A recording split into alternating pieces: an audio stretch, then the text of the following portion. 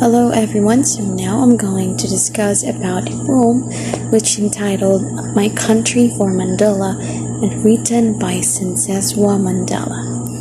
So who is Sinceswa Mandela? Sinceswa Mandela, also known as Sensei Mandela Longreign, was a South African diplomat and a poet, and the daughter of an anti-apartheid activist and politician Nelson Mandela and Winnie Madikizela Mandela. Sensei was the youngest and the third of Nelson Mandela's three daughters. So who is Nelson Mandela? Nelson Mandela influenced great change in South Africa that resonated around the world.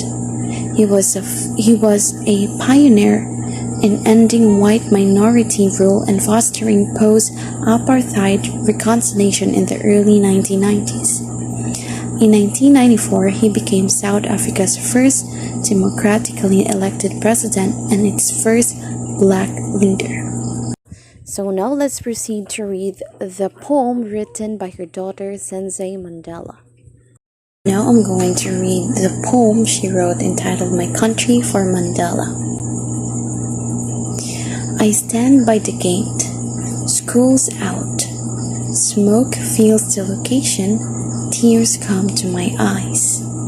I wipe them away, I walk into the kitchen to see my mother's black hard washing hands. A forceful smile from a tired face.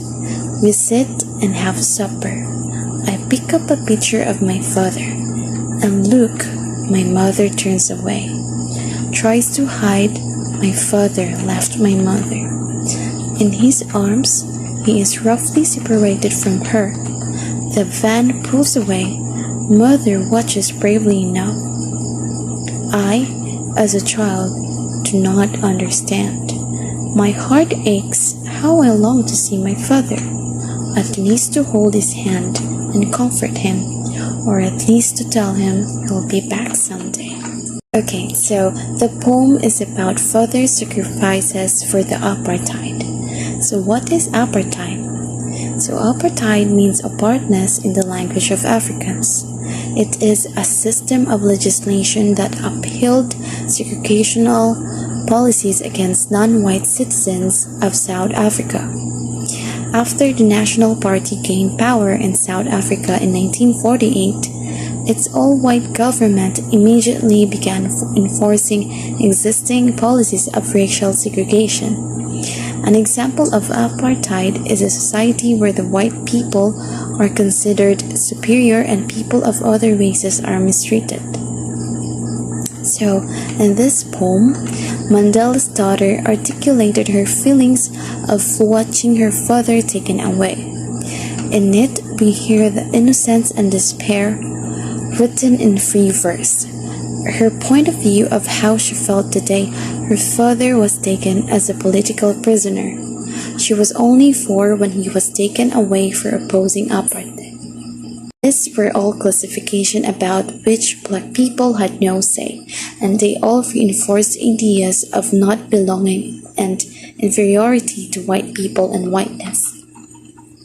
Mandela, through her writing, documents the struggle for human dignity from the perspective of a young black girl. Further, the use of free verse in her writing style is in tandem with the work of her iconic colleagues who preferred the imagist style to deliver a message that was clear and consistent with the language and cadence of the time. These were not simply poems that reflected black life. They were rooted in a specific tradition of poetry writing and were complementary to the lexicon of black people. Before I will end my report, I will leave an inspiring message from Nelson Mandela. If our expectations, if our fondest prayers and dreams are not realized, then we should all bear in mind that the greatest glory of living lies not in never falling, but in rising every time you fall. That ends my report. Thank you for watching.